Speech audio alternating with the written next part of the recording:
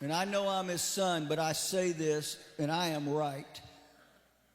There has been no greater example of a good and faithful servant than my father.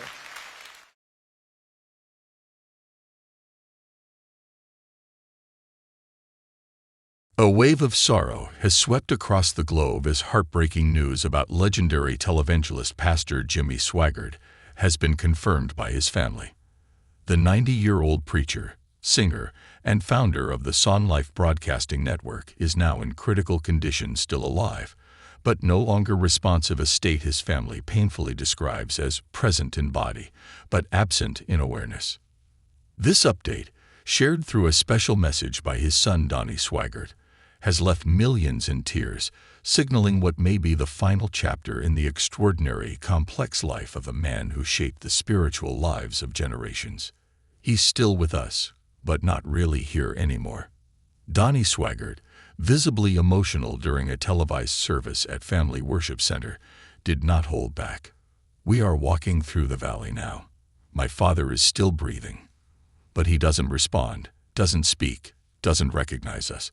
His body is here, but his spirit is reaching toward home." The sanctuary fell into silence as these words hung in the air, a stark contrast to the days when Pastor Jimmy's fiery voice echoed through these same walls. For decades, he stood in that pulpit preaching redemption, hope, and the power of Jesus Christ. Today, that pulpit holds the weight of grief and gratitude. Jimmy Swaggart's rise was historic. Born in 1935 in Faraday, Louisiana, he began preaching in the 1950s with nothing more than a Bible and a passion to reach lost souls.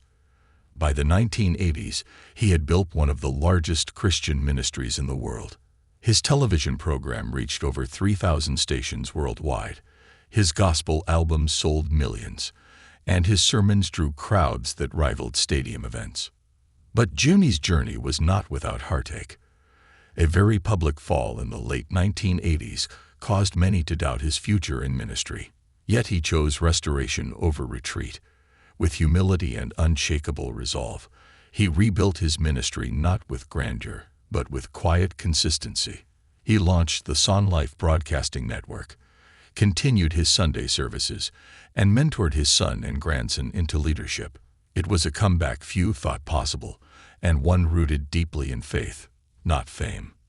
In recent months, concerns over Jimmy Swaggart's health had grown. He had been appearing less frequently in church services, often sitting in silence while others preached. Yet no one was quite prepared for the latest update. The man who once held the world's attention with his voice is now silent, Donnie said through tears. But he's still teaching us. He's teaching us how to walk through the end with faith. Family members describe the last days as sacred. Jimmy no longer speaks, but he occasionally hums gospel hymns. He no longer walks, but he still clutches his worn-out Bible when nurses place it in his hands. It is clear that while the body weakens, the spirit remains anchored in the Lord.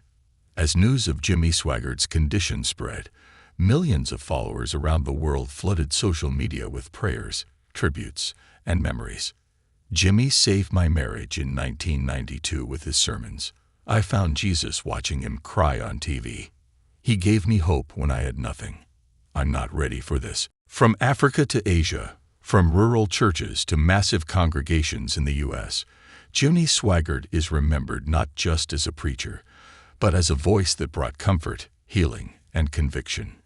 Many describe the news as devastating, not because it was sudden, but because it marked the nearing end of a voice that defined an entire era of faith. Toward the end of his message, Donnie Swaggart spoke words that felt like a soft eulogy, not just for a man, but for a generation. "My dad didn't just talk about faith, he lived it. Through success, through shame, through rebuilding. He never gave up. He stayed true to his calling. And now he's preparing to meet the God he served so boldly." Donnie asked for continued prayers, but also urged people to celebrate his father's life. Not with sadness alone, but with gratitude for all that he gave. The music, the ministry, the message. Though Jimmy Swaggart may soon pass from this life, His legacy is firmly planted in the hands of those he mentored. Donnie and Gabriel Swaggart have stepped into leadership roles, ensuring that the mission of spreading the gospel continues. The Family Worship Center and Son Life Broadcasting Network are thriving, not because of the name alone, but because of the message: hope through Jesus Christ, no matter how broken your past. As we await the inevitable, the reality settles in. We are witnessing the quiet end of a mighty life, not with headlines or applause, but with whispered prayers and quiet tears. He may no longer speak, but his sermons are still echoing. He may no longer sing, but his voice still stirs the soul. This is the part of the story we never want to read, but it's also the part that reminds us what truly matters: not the stage, not the spotlight, but the soul. And in that, Jimmy Swaggart has never been more alive. The world may prepare to say goodbye, but the Spirit never says goodbye to a life lived in full surrender. For those who watched him fall, rise, and serve with conviction, one thing is certain: this goodbye hurts, because this life mattered.